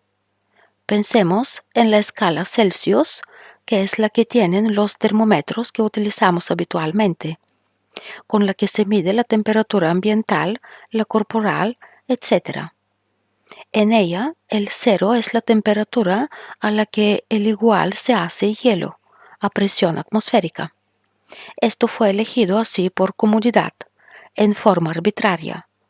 Podría haberse elegido como cero la temperatura corporal normal del hombre o cualquier otra. En cambio, los 273 grados bajo cero tienen un significado más profundo, porque se creía que todo ahí se detenía. El movimiento de las partículas de agua, de mercurio, de acero, etc. ¿Por qué decimos que se creía que esto era así? ¿Qué es lo que se cree actualmente? Lo cierto es que el hombre no ha llegado aún a bajar la temperatura de un objeto hasta el mismísimo cero absoluto. Así que eso de la detención de todo es hasta ahora una teoría y tiene sentido pensada desde la física clásica. Según la mecánica cuántica, en cambio, el movimiento térmico no puede detenerse nunca, y eso se refleja en la práctica. A temperaturas de casi cero absoluto, las cosas no se comportan del modo en que esperaríamos, porque pueden observarse fenómenos muy extraños, como por ejemplo la superconductividad y la superfluidez. Imaginen un fluido que no puede contenerse en un recipiente porque trepa las paredes del mismo, aun en contra de la fuerza de gravedad, y se escapa. ¿Por qué un astronauta no debe sacarse el traje en el espacio? Una de las razones, tal vez la más obvia, es que en el espacio no hay aire para que el astronauta pueda respirar. Pero hay muchas otras. En la Tierra, el cuerpo humano está acostumbrado a una presión altísima, la atmosférica, que equivale al peso de una masa de 1 kilogramo en 1 centímetro cuadrado de superficie. Sin ella, los líquidos que circulan por nuestro cuerpo saldrían al exterior dejándonos deshidratados. Esta presión se debe al peso del aire que está sobre nosotros hasta una altura de casi 12 kilómetros. Esto es lo que le pasaría al astronauta en el espacio si no llevara traje espacial. Además, las temperaturas fuera de la atmósfera terrestre son extremas. En la Luna, durante el día, hace unos 127 grados centígrados y a la noche unos 137 grados bajo cero. En la Tierra esto no sucede porque la atmósfera regula la temperatura del planeta. Para contrarrestar las bajas temperaturas, se le podría ocurrir al astronauta usar su encendedor. Pero para prender fuego necesitamos combustible, alta temperatura y oxígeno, y esto último también está ausente en el espacio. Por otro lado, el traje espacial protege al astronauta del viento solar, partículas emitidas desde el Sol como consecuencia de las reacciones nucleares que se producen en su interior. Si alcanzaran al astronauta, podrían destruir células de su cuerpo. Y por último, el traje lo mantiene en contacto con la nave en dos sentidos. Si el astronauta salta de la nave, al no haber nada que ofrezca resistencia a su movimiento, seguiría moviéndose eternamente, o al menos hasta que algo lo desvíe en la dirección de su salto, viéndose imposibilitado de regresar. Por eso es que se encuentra atado a la nave. Además, en el traje lleva equipos de radio para comunicarse a distancia con sus colegas de la nave, ya que en el vacío el sonido no se propaga y las ondas de radio sí. Rayos cósmicos. Lluvia de estrella. En realidad no se trata de una lluvia de estrellas, sino de una lluvia desde las estrellas. Ocurre que desde algunos lugares del espacio llegan a la Tierra partículas cósmicas que alcanzan a las moléculas de la atmósfera. Como resultado de estos choques se producen otras partículas que a su vez interactúan con otras y otras y otras. Se produce así una cascada de partículas, llamada lluvia cósmica, y que alcanza a cada uno de nosotros con un promedio de 4.000 partículas por minuto. ¿Por qué no nos dimos cuenta? Porque no las vemos ni las sentimos. Pasan a través de nuestro cuerpo sin alterar los tejidos. Casi todos los rayos cósmicos son núcleos de hidrógeno, además hay núcleos de helio y hierro, electrones, fotones y otras partículas llamadas neutrinos. Se mueven a velocidades cercanas a las de la luz, por lo que tienen muchísima energía, algunos miles de veces superior a las energías alcanzables con la tecnología actual.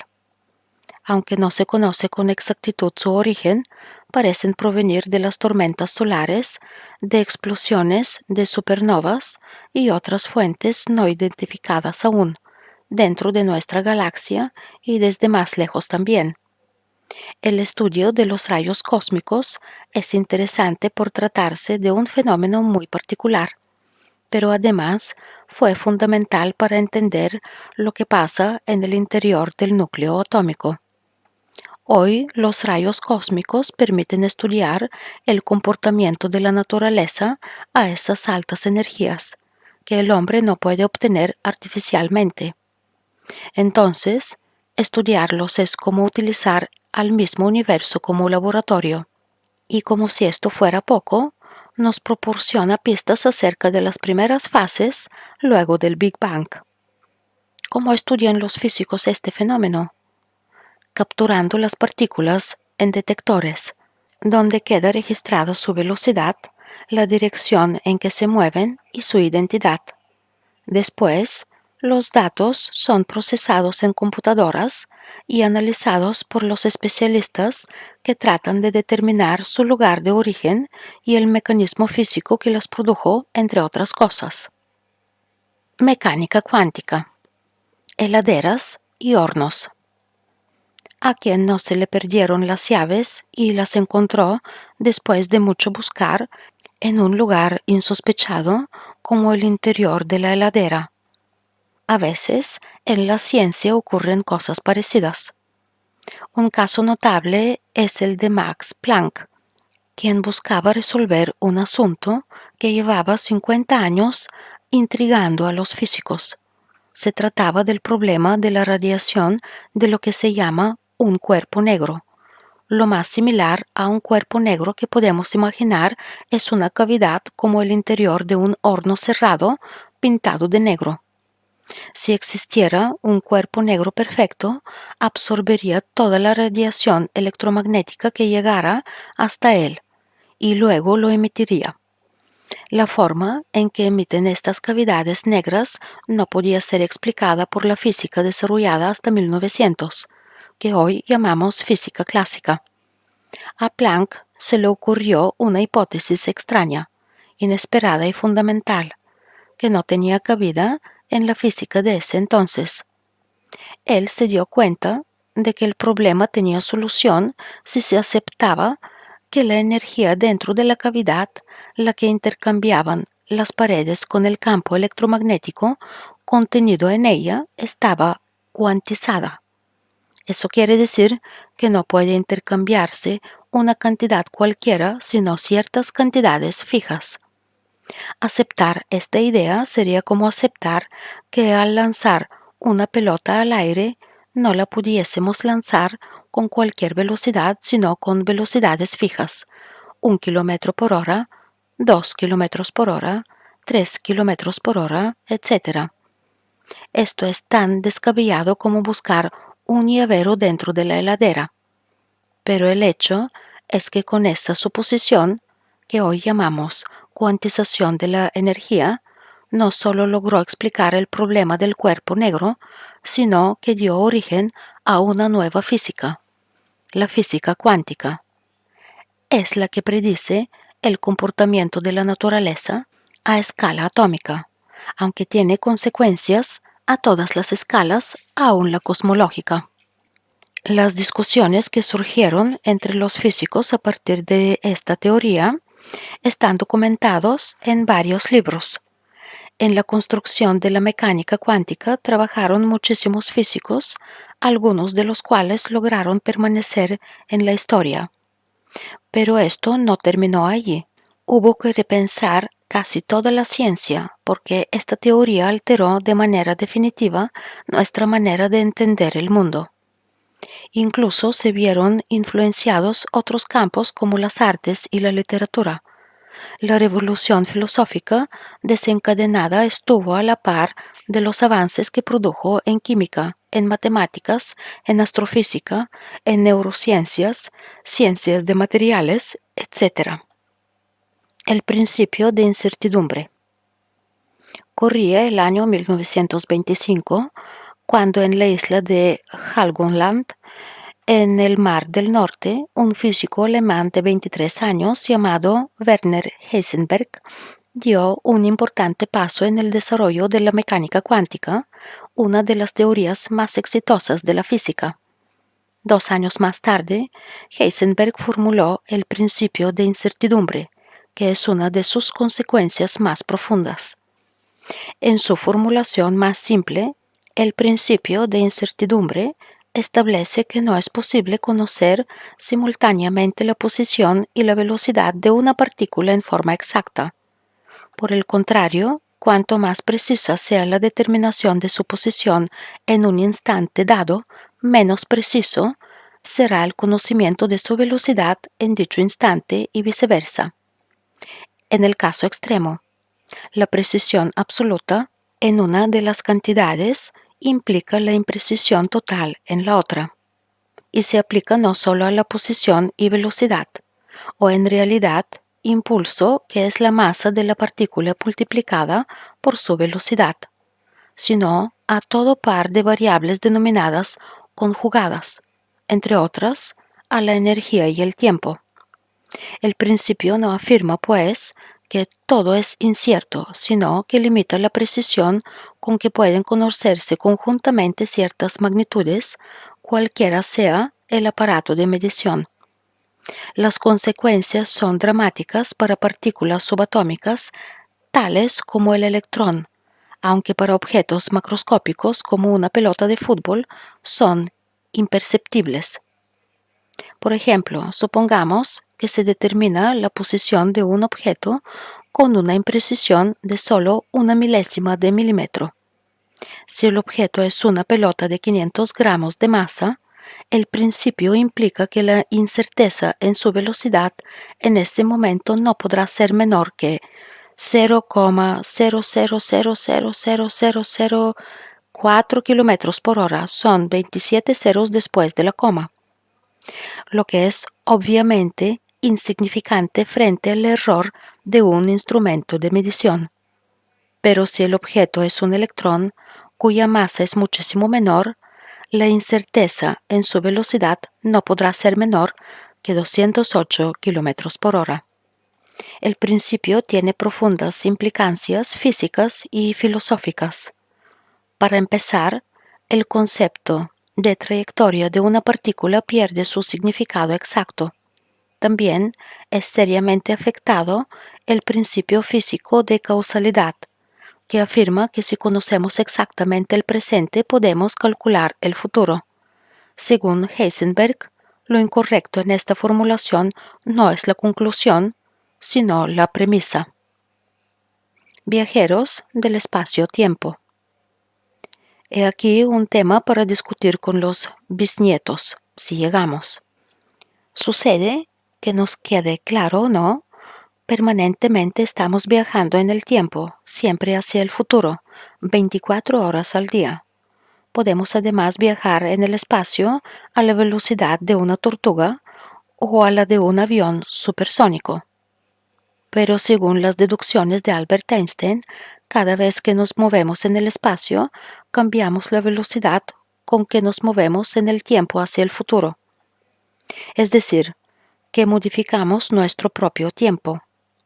Esta afirmación no solo no es evidente, sino que es contraria a nuestra intuición, que nos dice que nos movemos en el tiempo de manera uniforme, que todos los segundos duran lo mismo para todo el mundo. Tal vez nuestros nietos o bisnietos logren percibirlo como un hecho cotidiano, si logran viajar casi tan rápido como lo hace la luz. Lo que Einstein dedujo en 1905 y que se llama teoría especial de la relatividad es justamente la forma en que el paso del tiempo se ve afectado por el movimiento en el espacio a una velocidad constante. Y de Yapa explicó cómo eso hace que la masa y la energía estén relacionadas.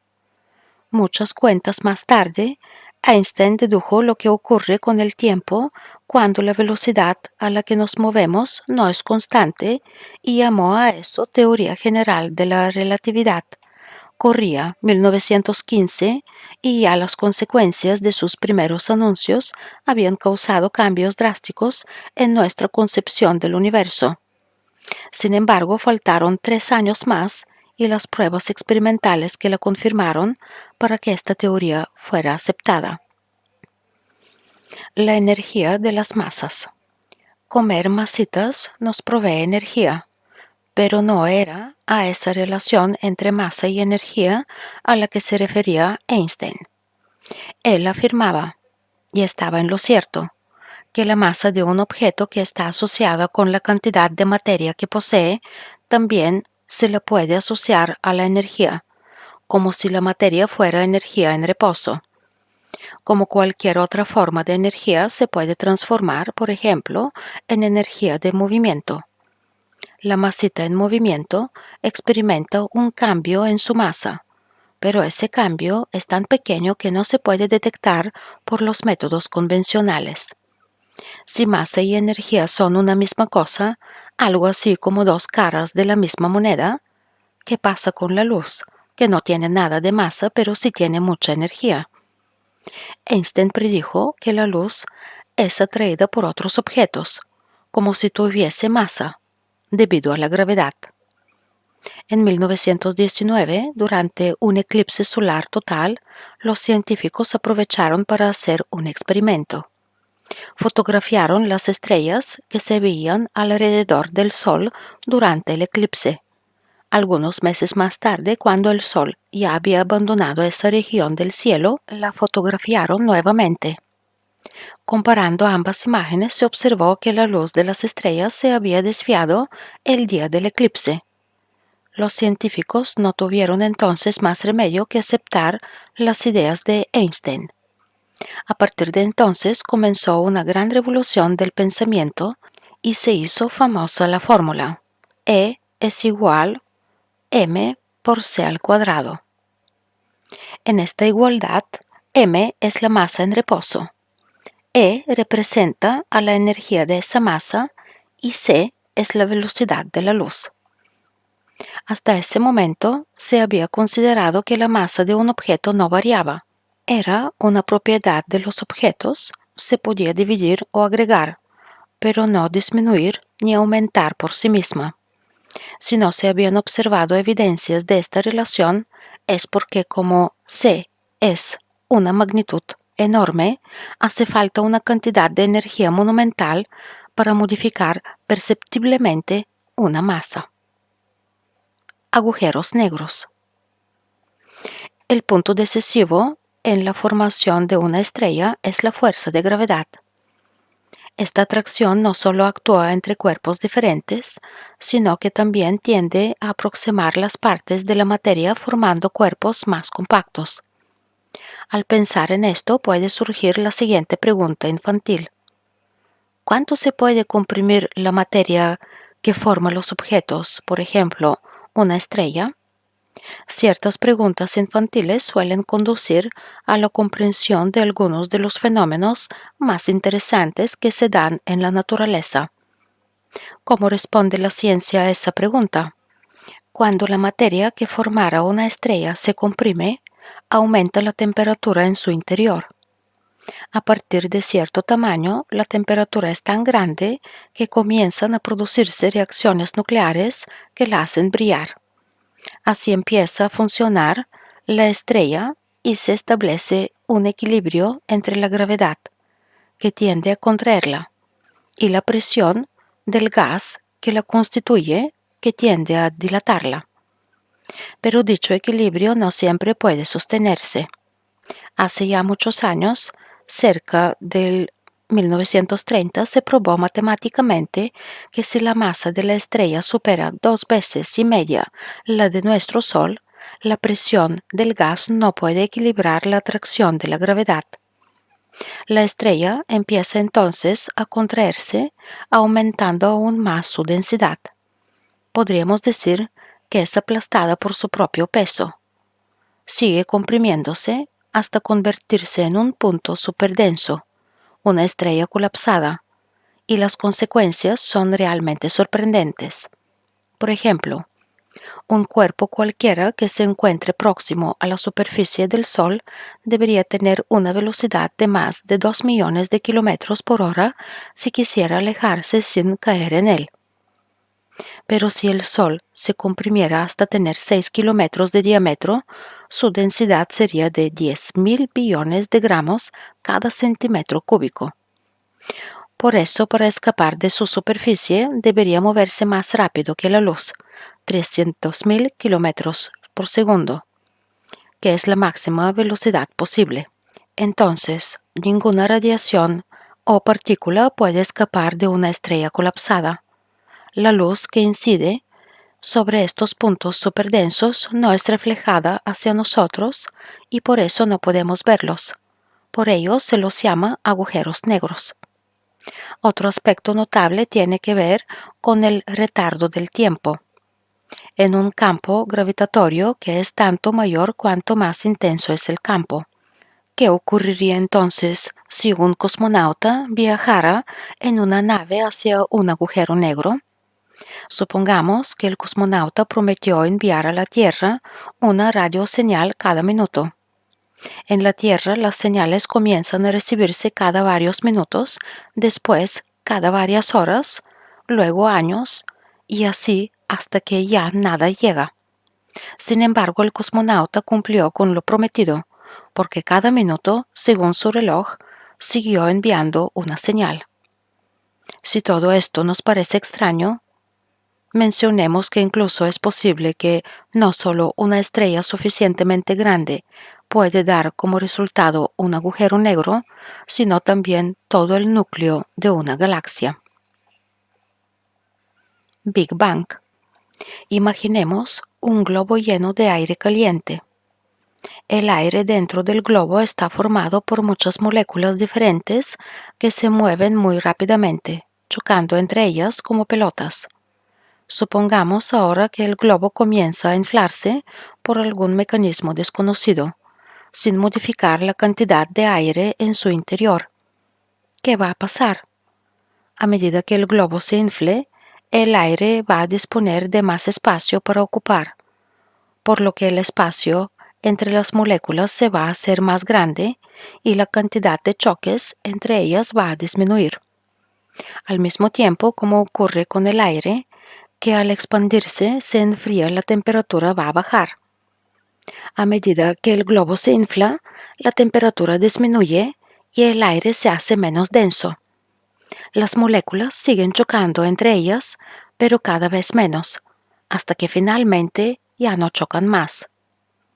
La evolución del universo, según la teoría del Big Bang, es bastante parecida a lo que le ocurre a nuestro globo lleno de aire caliente.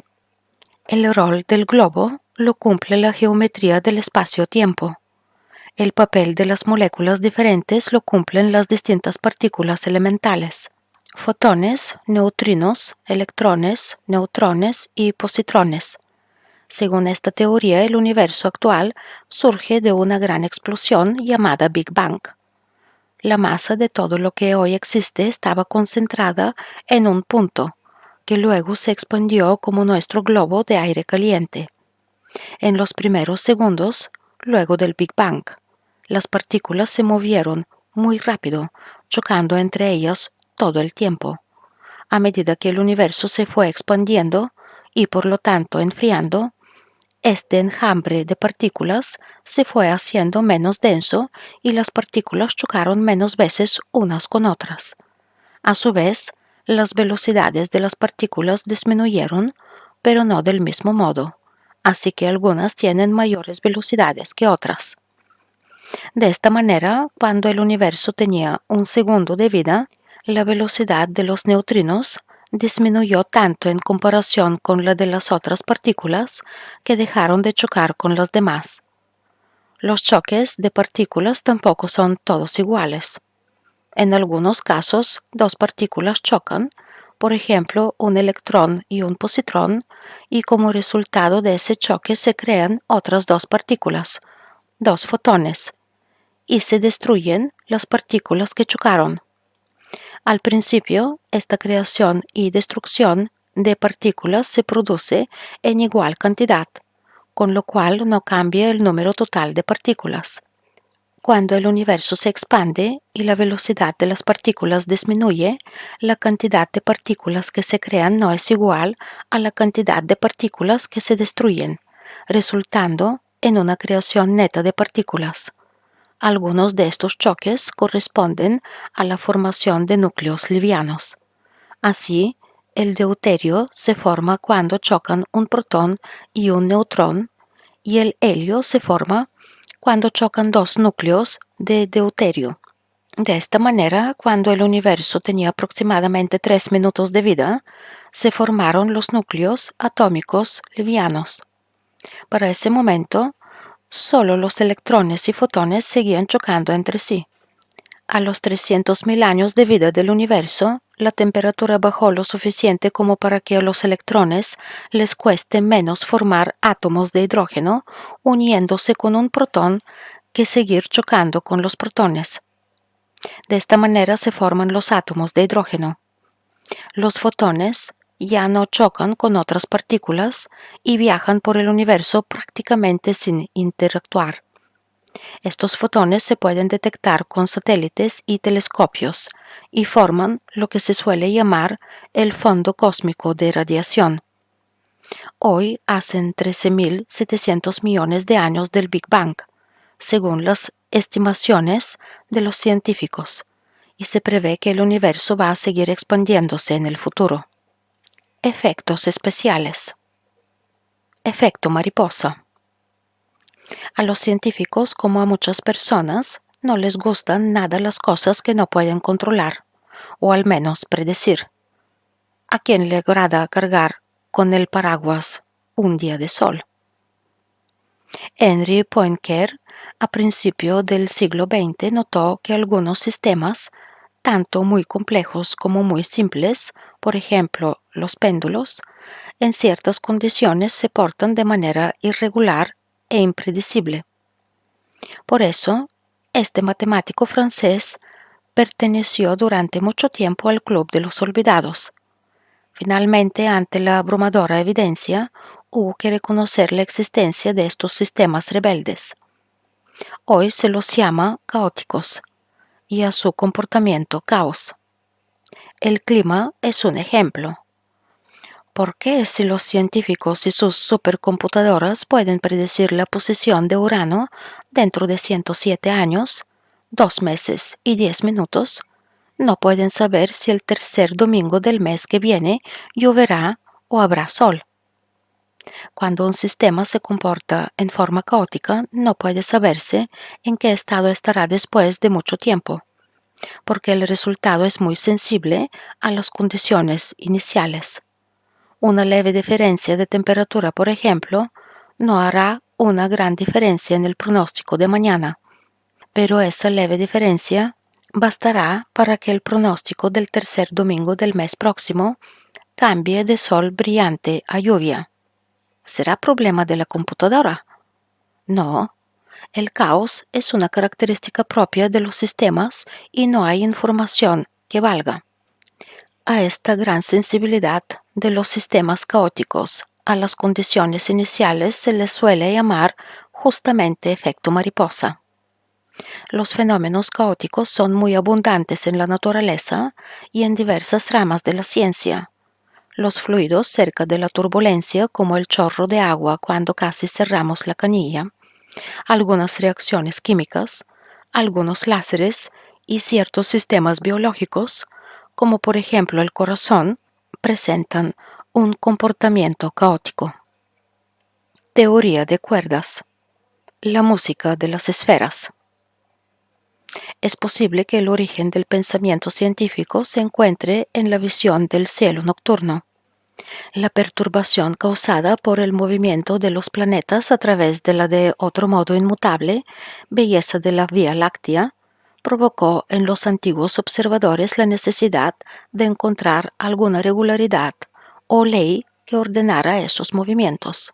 Esto llevó a Pitágoras y sus seguidores en la antigua Grecia a la idea de la música de las esferas, una visión del mundo que equiparaba al universo con una melodía tocada por los cuerpos celestiales, a cuyas notas obedecía todo lo existente, desde las estrellas y los planetas hasta la más humilde de las gotas de lluvia.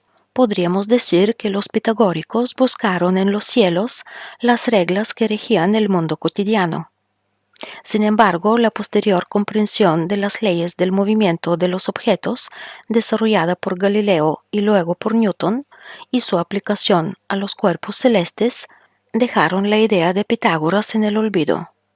Así surgió una visión moderna, completamente opuesta, donde son los constituyentes elementales o más pequeños los que siguen determinadas leyes sencillas cuyas consecuencias afectan al universo todo. En esta visión el universo se parece a un edificio cuyos ladrillos llamamos partículas elementales y cuya arquitectura sigue reglas bien determinadas.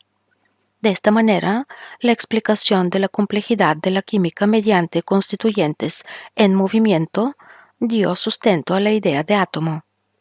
Más adelante, la comprensión de la estructura y variedad de los átomos mismos llevó a la introducción de los neutrones, protones y electrones, los que combinados en distintas formas y números forman los diversos elementos. Dando un paso más, la estructura de protones y neutrones se explicó en términos de partículas aún más elementales, quarks, gluones, mesones, etc.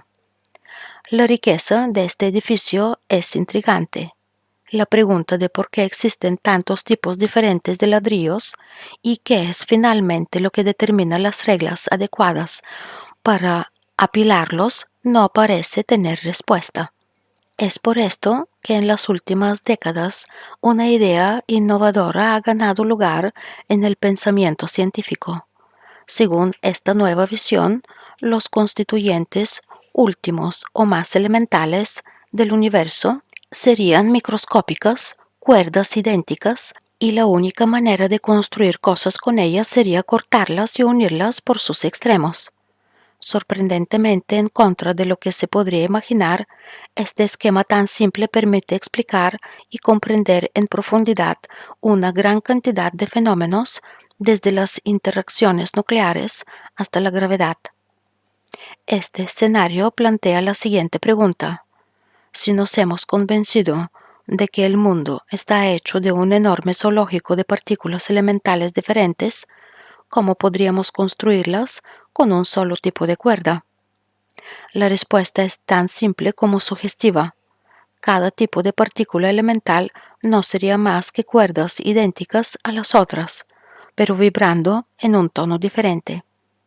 De este modo, cada nota corresponde a una de las especies de partículas que constituyen el mundo, desde los electrones y quarks, pasando por los fotones que constituyen la luz, hasta los gravitones que guían el movimiento de la Vía Láctea. De este modo, la idea pitagórica de música de las esferas parece haber retornado de manera inesperada. Fin.